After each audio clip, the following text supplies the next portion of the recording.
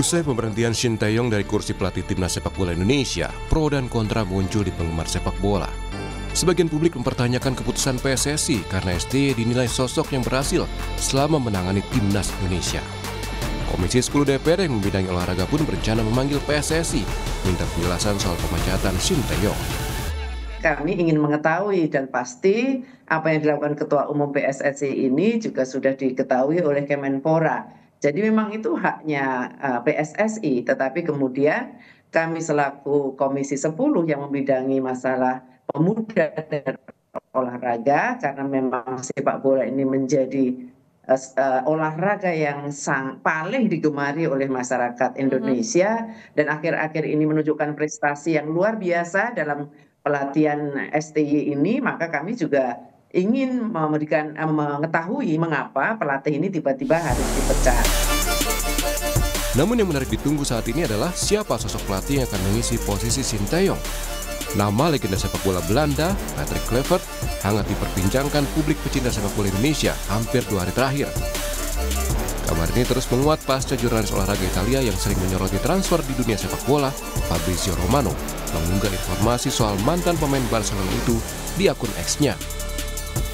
Romano menyebut mantan pemain timnas Belanda, Patrick Kluivert, telah ditunjuk sebagai pelatih timnas Indonesia dengan kontrak 2 tahun.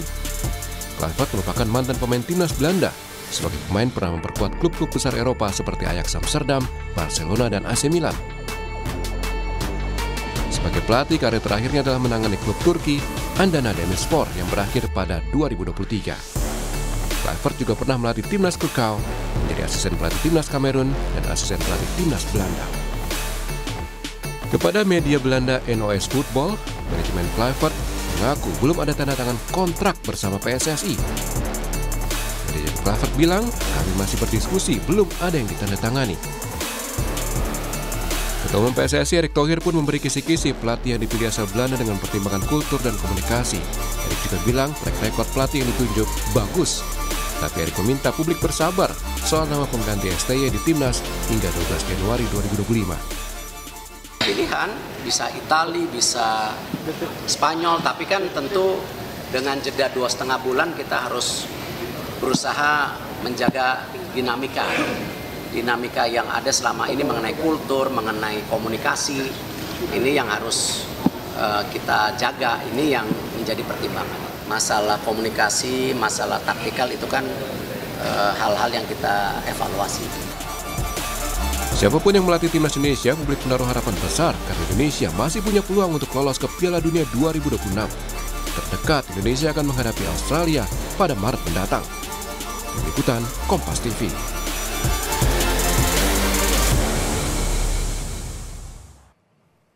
Saudara, meski ada pergantian pelatih, langkah timnas harus terus maju untuk menembus Piala Dunia 2026. Bagaimana pelatih baru bisa beradaptasi dengan cepat mengingat 2 bulan lagi ada pertandingan kualifikasi Piala Dunia. Apa juga yang didorong Komisi 10 DPR demi kemajuan sepak bola nasional, khususnya timnas. Kita ulas bersama Wakil Ketua Komisi 10 DPR, Lalu Hadrian Irvani. Selamat pagi, Bang Lalu. Selamat pagi, Assalamualaikum. Waalaikumsalam. Dan juga pengamat sepak bola, Firzi Idris. Selamat pagi, Bung Firzi.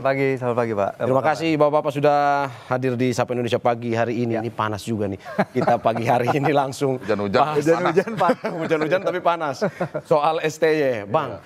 Kan pergantian pelatih sebenarnya biasa, tetapi Komisi 10 ini pada akhirnya berencana memanggil PSSI untuk meminta penjelasan. Penjelasan seperti apa, Bang?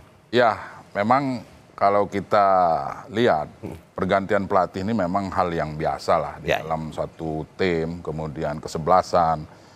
Tapi hari ini kita tahu sejak hari Senin kemarin itu dinamika terkait dengan pemberhentian Shin Tae-yong ini luar biasa.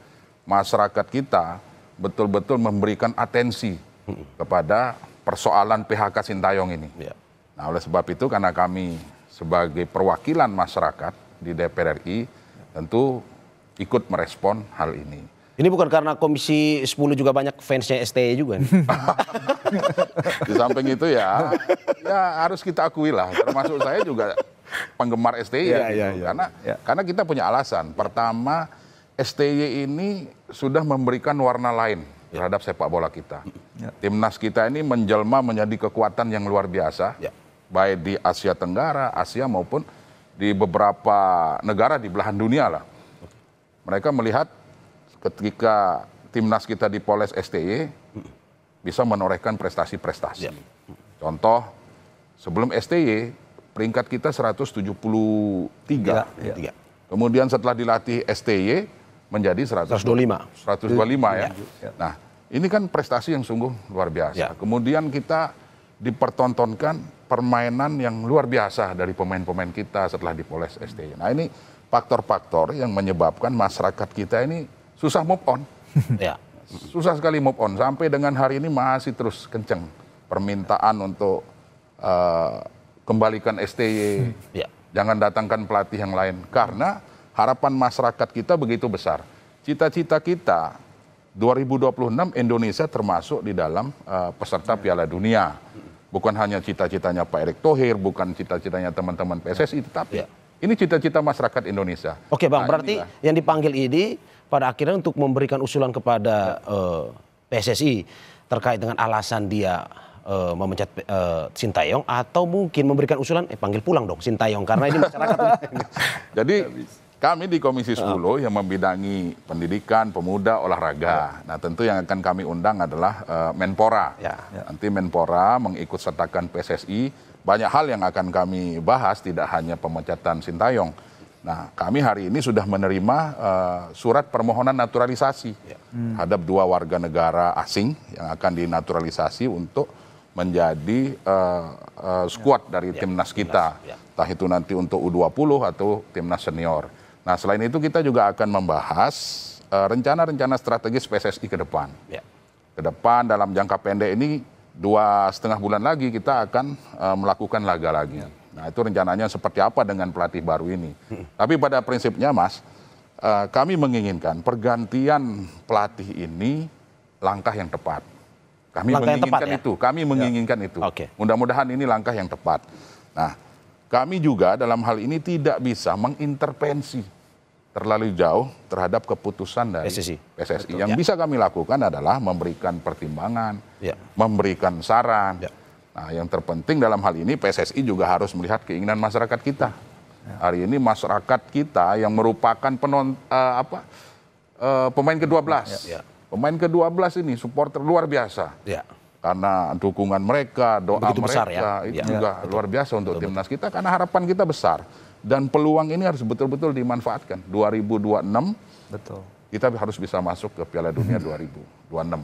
Oke, saya ke Bung Firji. Bung Firji, ini melihat kalau kata Exco PSSI, Arya Sinulinga, ada dinamika non-teknis yang terjadi. Akhirnya mengambil keputusan STY dipecat. Kalau Bung Firji melihat kacamata sebagai seorang pengamat, bagaimana melihatnya? Ya, kata dinamika itu diucapkan Pak Erick 8 kali ya dalam press conference dia dalam mengumumkan pemberhentian Coach Shin.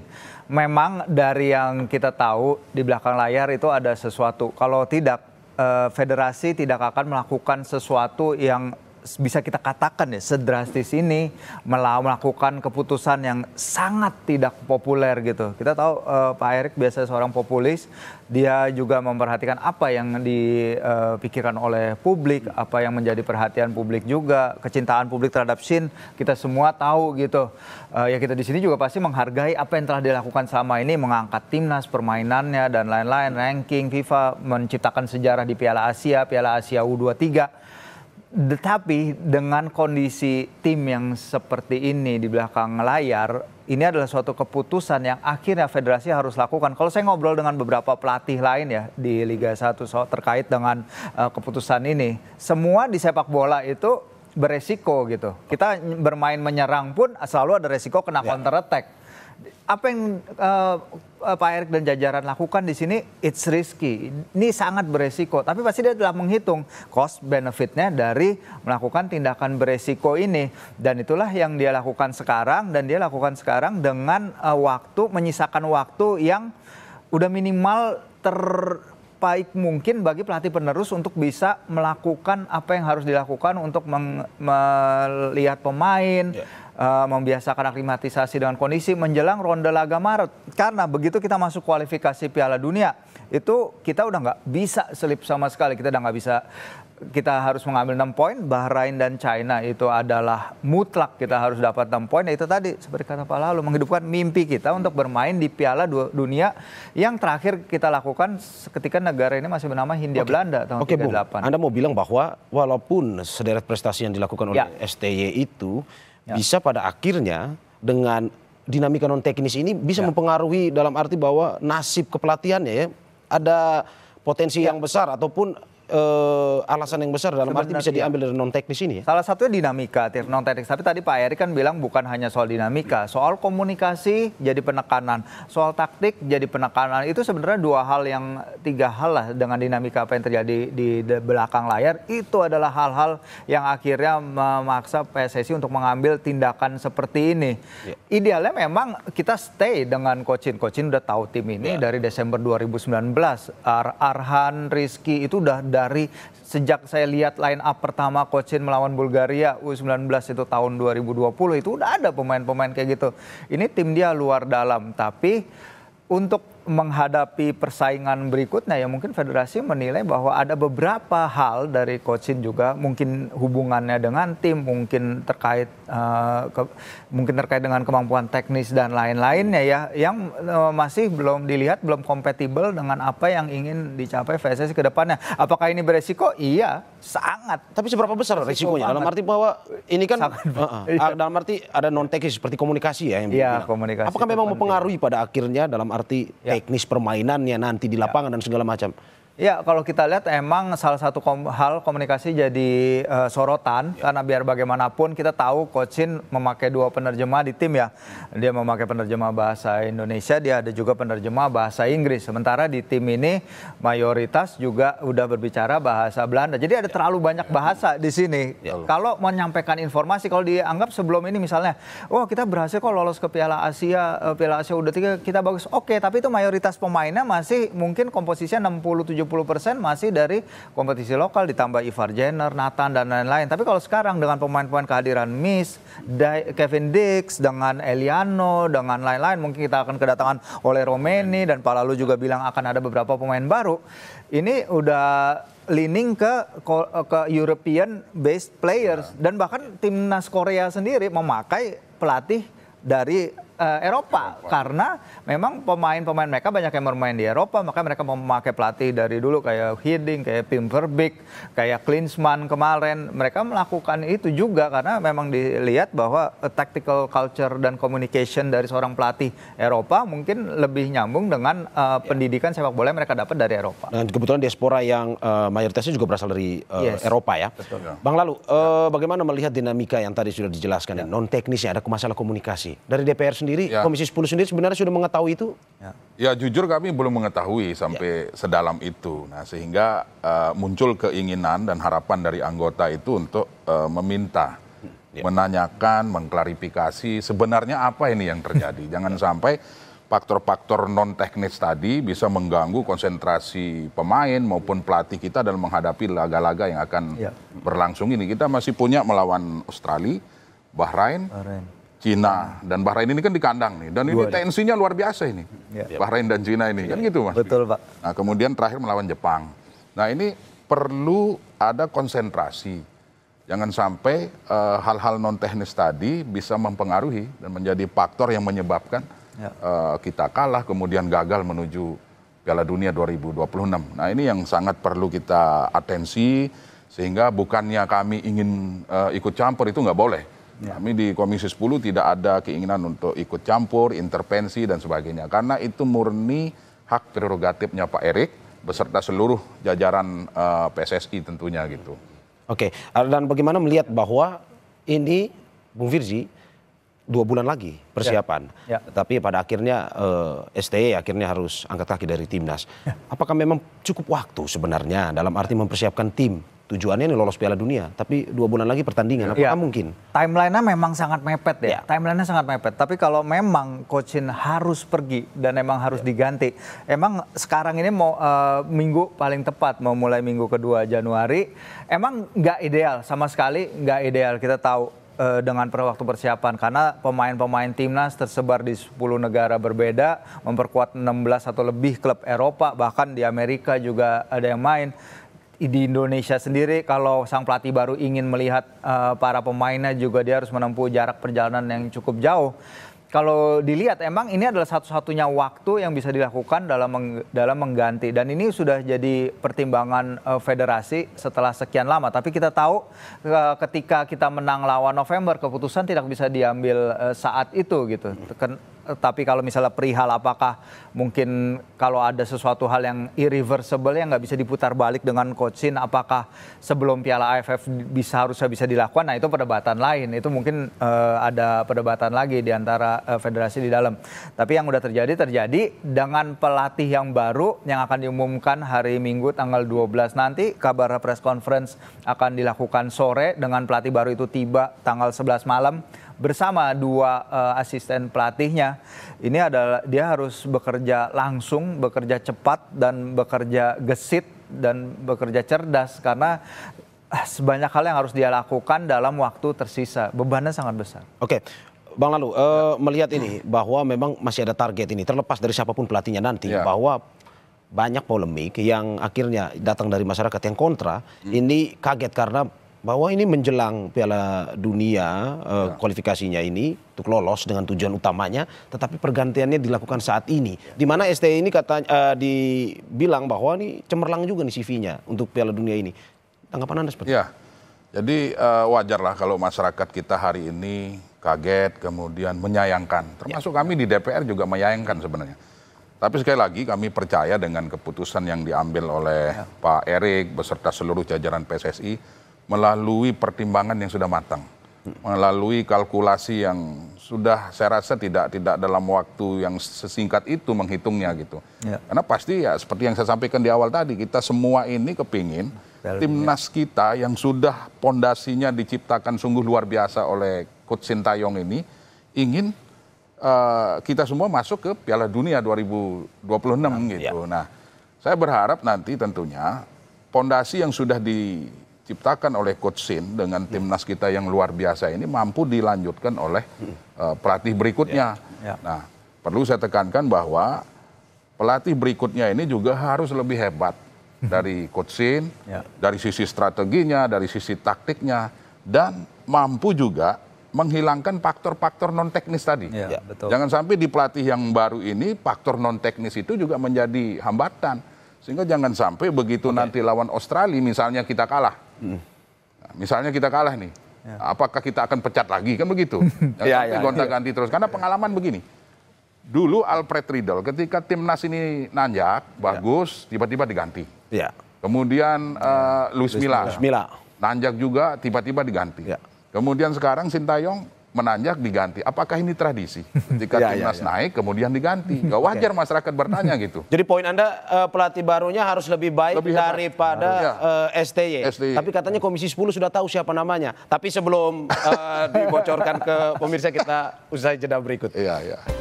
Terima kasih masih di Sapa Indonesia Pagi bersama saya Mario Sarong dan juga para narasumber saya, Wakil Ketua Komisi 10 DPR Lalu Hadrian Irfan dan juga pengamat sepak bola Firzi Idris. Saya ke Bang Lalu lagi, Bang.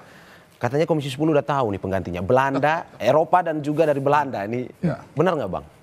Jadi jujur sampai hari ini kami belum tahu. Saya sendiri juga tidak tahu karena kami tidak diberitahu. Nah itu. Yang kami dengar dan baca di berita itu keluhnya Pak Erik kan dari Belanda. Betul. Dari benua Eropa lah. Nah, kemudian kita lihat di berita juga ada Patrick Kluivert. Nah, tetapi yang saya sampaikan tadi Komisi 10 sampai hari ini belum tahu siapa pengganti Sintayong. Nah, yang beredar di media Patrick Kluivert, tetapi kita baca lagi bahwa pihak Patrick Kluivert saja mengatakan belum deal. Belum kita lihat tayangan salamannya Pak Erik kan begitu. Belum walaupun udah ada fotonya. Tapi salaman itu penanda. Salaman itu penanda kalau Pak Erik kan. Tapi ini belum deal. Nah, artinya menuju ke tanggal 12 ini kan masih ada dinamika saya lihat kan. Entah dinamikanya apa kita juga belum tahu karena kami tidak diberitahu gitu. Nah, tapi harapannya adalah pelatih pengganti Sintayong ini tentu harus strateginya lebih hebat, taktiknya lebih jitu, kemudian jangan sampai memiliki beban masa lalu yang akan menjadi faktor non teknis. Yang mengganggu kepelatihan yang nanti mengganggu konsentrasi, kita tidak ingin. Kalau Pak Erik kemarin mengatakan ada hal-hal komunikasi yang menyebabkan STY di PHK lah begitu kan. Ya, kami juga ingin jangan sampai nanti miskomunikasi yang terjadi di internal pemain dengan pelatih ini akan terulang lagi di pelatih berikutnya. Nah, faktor-faktor inilah yang harus dipertimbangkan oleh PSSI. Dalam hal ini Pak Erick Thohir sebagai komandannya di situ mempertimbangkan ini. Jangan sampai terulang lagi hal-hal non teknis loh. Kalau kita lihat ini kan alasan yang disampaikan PSSI karena faktor non teknis itu tadi yang miskomunikasi, tidak nyambung dengan pemain, kemudian ada hal-hal lain yang kita tidak tahu sampai dengan hari ini gitu. Nah, kenapa gejolak masyarakat ini muncul? Karena masyarakat kepingin dijelasin secara detail. Secara detail itu aja keinginan masyarakat ini, karena kecintaan masyarakat kita terhadap Coach Sintayong ini. Masyarakat percaya di bawah asuhan Coach Sintayong ini, timnas kita menjelma menjadi kekuatan luar biasa yang saya sampaikan tadi. 173 ranking kita menjadi 127. Di beberapa, termasuk kualifikasi Piala Dunia ini sejarah. Sejarah kita bisa masuk round 3, dan peluang untuk masuk round 4 itu sangat terbuka. Sangat terbuka ya. Fondasi yang sudah ditanamkan oleh Sintayong hari ini terhadap timnas kita ini sungguh luar biasa. Ini harus jadi modal dan harus diteruskan oleh pengganti STY. Bung Firzi, ini jadi pertanyaan sebenarnya. Ini polemik yang terjadi di tengah masyarakat ini apakah karena pemecatan STY ataukah karena penunjukan Kluivert sebenarnya? Dan apakah memang sebenarnya ini sudah berapa persen pelatih Kluivert akhirnya bisa akhirnya bergabung dengan timnas? Sebelum Fabrizio Romano nge-tweet bahwa Patrick Kluivert sign untuk timnas Indonesia tuh saya juga udah tahu dari beberapa sumber bahwa nama yang disebut dan nama teratas juga adalah Patrick Kluivert ya. Jadi apakah dia sudah fix atau belum? Ya selama belum ada tanda tangan kan Pak Erik biasanya penandanya itu ya selamat salaman belum. Ya masih belum dipastikan, tapi informasi Anda berapa persen nih sampai kalau sekarang? Di belakang layar sih kata yang dipakai sudah dikantongi, sudah 50% hampir seperti itu. Tapi ya kita lihat memang pelatih baru ini dia akan menghadapi saya bilang situasi yang super sulit, bahkan mungkin hampir mustahil ya, karena pertama dia hanya punya 4 laga tanpa laga persiapan untuk mengatur timnya, dia menghadapi ekspektasi publik yang luar biasa masif, dia menggantikan pelatih yang luar biasa populer. Dia pertandingan pertama away ke Australia yang juga baru mengganti pelatih dan pasti punya motivasi lebih untuk mengejar Jepang di klasemen. Terus kemudian dia menghadapi laga kandang pertama menghadapi Bahrain. Laga super emosional, kita semua tahu apa yang terjadi di Oman, bagaimana kemenangan kita direnggut oleh keputusan-keputusan kontroversial wasit dan juga gol kontroversial pada menit akhir laga. Dan di situ dia akan merasakan suatu hal yang dia nggak rasakan pada laga pertama. Dia akan teralienasi dari para supporter, dari para pemainnya. Dia nggak merasakan emosi apa yang terjadi di Oman pada laga pertama itu. Di Rifa di Bahrain. Jadi memang ini adalah suatu hal yang tugas dia sangat berat, bukan hanya di dalam lapangan, tapi juga di luar lapangan seperti Pak Lalu bilang. Bagaimana dia membenahi, karena emang ada sesuatu di ruang ganti yang harus dia bereskan, harus dia rapihkan, mungkin menerima kembali pemain-pemain yang dulu sempat clash atau sempat tidak satu sepakat dengan pelatih terdahulu, yang dinamikanya memang terjadi biasa antara pelatih dan... Ini masalah yang dihadapi semua pelatih pengganti STY atau khusus Patrick Kluivert aja? Iya, pelatih pengganti, siapapun pelatih pengganti STY. Siapapun pelatih pengganti STY. Bukan hanya pelatih Kluivert ya? Tapi kalau kita ingin pelatih pengganti, idealnya pelatih pengganti itu lebih baik dari sebelumnya dong. Benar kata Pak Lalu. Bahwa pelatih pengganti itu harus di atas pelatih sebelumnya. Ketika kita di ronde laga November, sebenarnya mungkin udah ke split gitu ya. Mungkin beberapa orang melihat bahwa setelah kekalahan lawan Jepang terutama, ini berat level ini. Mungkin Coach Shin juga kalau dilihat mungkin sudah mencapai titiknya, limitnya bersama tim ini. Tapi kemudian dia membawa kita menang lawan Arab Saudi, which is hasil yang sangat luar biasa. Supporter akhirnya balik lagi mendukung Coach Shin. Dan saya nggak nyangka ketika saya datang ke Surakarta, Manahan pertandingan lawan Filipina itu akan menjadi pertandingan Coach Shin bersama timnas Indonesia. Karena sampai saat itu pun walaupun kita mainnya jelek, walaupun kita kalah, para supporter masih menyanyikan kok nama Sintayong setelah laga. Jadi itulah tantangan yang harus dihadapi pelatih berikutnya siapapun itu. Tapi sejauh ini memang indikasinya semua mengarah ke Patrick. Entah itu Patrick Kluivert tapi kan dari Belanda dan juga dari Eropa dan negaranya Belanda. Kalau Anda melihat bahwa apakah penunjukan misalkan pada akhirnya Patrick Kluivert nanti, apakah ini terkait dengan komunikasi sebenarnya dalam arti untuk membangun komunikasi yang lebih intens, karena kebetulan tadi yang seperti yang sudah disebutkan diaspora kita mayoritas pemain keturunan Belanda, dan juga apakah mungkin akan memanggil pemain-pemain yang kemarin mungkin saja tidak jadi bergabung dengan timnas? Ya, pasti seperti itu karena ya kita tahu mereka juga mayoritas sekarang mungkin first starting 11 itu mungkin hanya 10 diantaranya udah pasti jatuh ke pemain-pemain teman-teman diaspora kita yang bermain di Belanda dan negara-negara lain. Bahasa dasar Inggris, mereka bisa bahasa Indonesia sedikit, tapi untuk komunikasi Inggris dan Belanda. Dan kita tahu Patrick Kluivert legenda Belanda sebagai pemain ya, pemenang Golden Boot di Euro 2000, mencetak 5 gol. Mungkin dia bisa membantu kita dalam aspek mencetak gol yang kita kesulitan memang dalam beberapa pertandingan terakhir, terutama di level round 3 kualifikasi, juara beberapa kali di Ajax, di Barcelona, di PSV juga pernah menjadi juara. Pengalaman sebagai pemain. Pengalaman sebagai pemain itu dia kuncinya. Pengalaman sebagai pemain, apakah kita bisa expect dia translate ini ke pengalaman sebagai pelatih?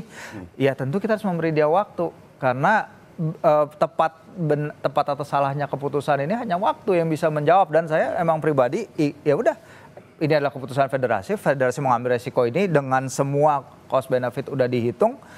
Biarlah dia memberikan waktu untuk membuktikan diri, jangan awal-awal udah judgement dulu bahwa ya ini gak cocok atau ini dia langsung ada beberapa kan tagar bahwa Kluivert out ya, maksudnya itu gak fair juga kepada sang pelatih bahwa dia harus menunjukkan dulu, pertama dia harus menunjukkan di press conference, dia harus meyakinkan kita dia orang yang tepat untuk menggantikan STY, dia punya ambisi itu, dia punya kemampuan untuk menggantikan STY, dan kemudian dia tunjukkan tuh di lapangan selama ronde Maret 2 laga pertama. Oke, kalau misalkan bukan Kluivert, karena kan Bang Lalu kita melihat bahwa ada beberapa yang kemarin disebutkan, salah satunya Louis van Gaal.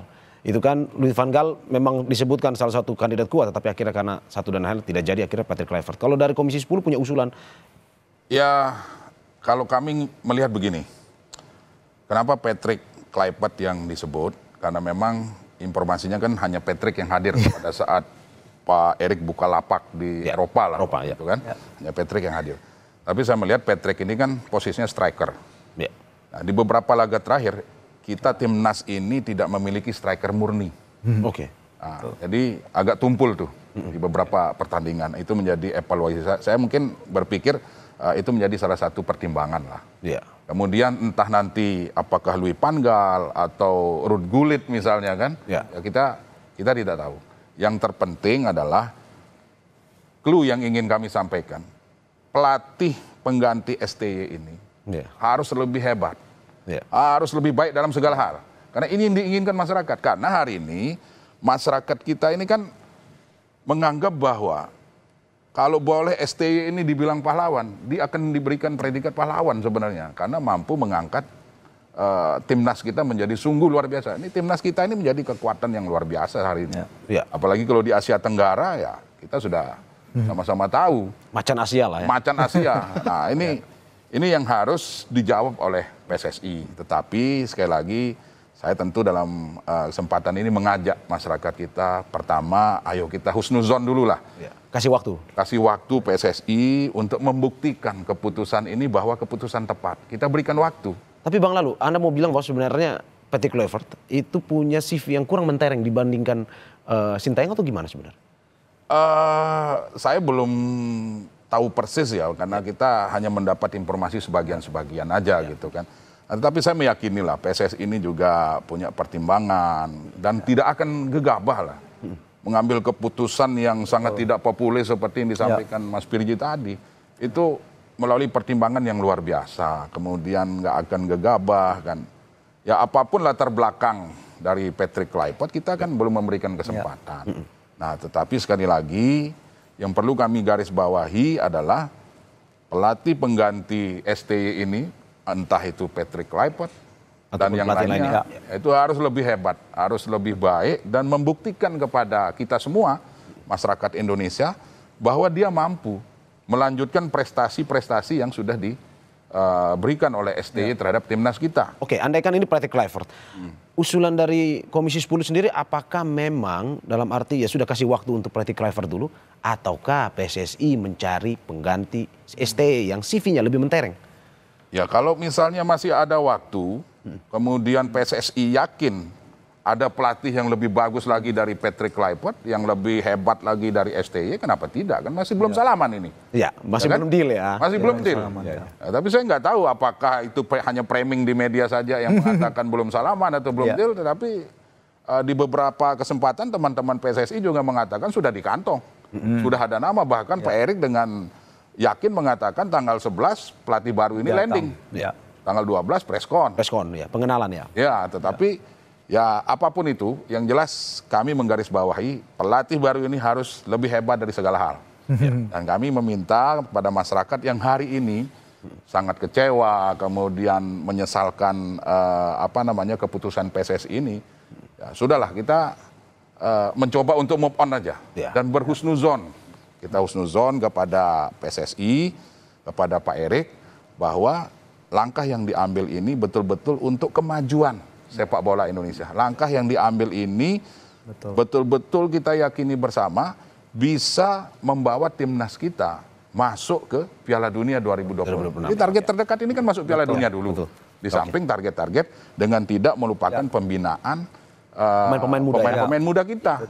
Dan saya lihat ya kalau boleh kita jujur ini, prestasi PSSI juga luar biasa. U20 sekarang sudah bagus, U19 sudah bagus, U17 sudah bagus. Nah, dari sisi itu kan. Nah, tetapi perhatian masyarakat yang luar biasa ini juga harus menjadi pertimbangan juga. Nah, inilah tantangan Pak Erik dan kawan-kawan di PSSI. Ayo buktikan bahwa ke PSSI itu nggak salah memberhentikan STY. Buktikan itu. Gitu. Bung Firsi, melihat ini kita lebih ke teknis strategi dalam arti bahwa apapun mungkin yang menggantikan siapapun yang menggantikan STY nanti. Misalkan kita lihat Patrick Kluivert, kalau dari segi permainan selama kepelatihan kan dia sering menggunakan strategi 4-3-2-1, 4-2-3-1 dengan striker tunggal. Cocok nggak nanti dengan kepelatihan STY atau mungkin harus merombak banyak menjelang Maret di Piala Dunia ini? Karena kita tahu kekuatan itu kan menjadi kekuatan timnas Sintayong adalah lini pertahanan. Lini pertahanan kita yang dibangun dari Jai, Justin Hubner di kiri dan juga Rizky Ridho. 3 itu kan jadi komponen kuat kita selama ini. Apakah dengan waktu yang singkat itu dia bisa mengubah seperti yang Mas bilang bagaimana kita bisa bermain misalnya dengan 4 pemain di belakang itu kan mengubah shifting suatu tim yang udah mungkin Coach Shin udah memakai 3 back itu sejak AFF 2020. Kemudian dia sempat ganti beberapa kali, tergantung lawannya itu adalah suatu hal yang wajar. Tapi di round 3 kita hampir selalu bermain dengan 3 back karena kapasitas lawan berbanding kualitas tim yang kita miliki sekarang ya mengharuskan kita memakai formasi itu. Tapi efeknya adalah kita jadi kesulitan mencetak gol. Itu suatu hal yang sudah terjadi sejak Piala Asia di awal tahun ini. Sehingga kalau emang kehadiran Kluivert untuk menambah produktivitas gol, membuat tim kita lebih menyerang, yaitu tadi setiap kali kita menyerang pasti ada resikonya counter attack. Kalau kita menjadi jauh lebih ofensif, pasti kita juga ada resiko diserang balik. Dan ini adalah kemampuan dari seorang pelatih untuk membuktikan bahwa dia bisa membalance kebutuhan tim untuk mendapatkan gol lebih banyak, tapi juga untuk tidak kebobolan. Karena salah satu hal yang menjadi keunggulan kita adalah lini belakang kita yang dikomandoi Jaijes dan juga Jordi dan juga Justin dan lain-lain, bahwa kekuatan kita ada di belakang, di bawah gawang kita punya Martin yang berkomunikasi sangat bagus dengan para pemain. Tinggal bagaimana dia menerjemahkan apa yang dia tahu, pengalaman dia selama bermain, didikan dia adalah seorang didikan Van Gaal, pelatih yang sangat luar biasa di Belanda, salah satu pelatih tersukses di Belanda, sama-sama mengantar Belanda ke peringkat 3 di Piala Dunia 2014. Menerjemahkan itu ke tim ini yang baru berkembang, yang punya potensi besar. Ya tapi apakah dengan sisa waktu 2 bulan ini switching pergantian itu bisa terjadi dengan mulus? Ya, itu dia. Karena kemarin saya juga bicara dengan pelatih Liga 1, katanya sebelum kita ronde Maret itu kompetisi udah berhenti 1 minggu sebelum pertandingan pertama, dan sepanjang Maret pun hanya main 3 kali. Jadi memang ada kesempatan lebih untuk membawa pemain-pemain lokal kita untuk TC lebih cepat dan juga mungkin pemain-pemain yang tidak menjadi andalan di klubnya masing-masing mungkin bisa didatangkan lebih cepat untuk bisa menjalani proses aklimatisasi, karena katanya pun tanggal 11 atau tanggal 12 ini beberapa pemain akan menemui sang pelatih baru itu untuk mengadakan diskusi pembicaraan awal, dan itu adalah langkah yang harus dilakukan secepat mungkin untuk mendapatkan hasil semaksimal mungkin dalam 4 laga tersisa ini, karena udah sama sekali nggak ada margin of error. Bang Alu, singkat saja terakhir, apakah mungkin lumrah bagi masyarakat untuk menunggu hasil 2 bulan lagi ini untuk menilai kepelatihan baru? Ya, nggak ada yang bisa dilakukan. Ya. Yang bisa melakukan apakah mengembalikan lagi STY hanya Pak Erik dan kawan-kawan. Ya. Ya, saya berharap masyarakat dan kita semua berdoa saja dengan keputusan yang diambil oleh PSSI ini bisa membawa timnas kita masuk Lebih baik lagi. Piala Dunia. Ya, oke, terima kasih Wakil Ketua Komisi 10 DPR lalu Hadrian Irvani dan juga pengamat sepak bola Firzi Idris. Semoga apa yang disampaikan ini memberikan masukan juga kepada PSSI dan juga ini memberikan ketenangan kepada masyarakat yang pecinta timnas untuk mendukung terus timnas maju, lebih maju lagi, dan juga ini pada akhirnya tujuan utamanya lolos Piala Dunia.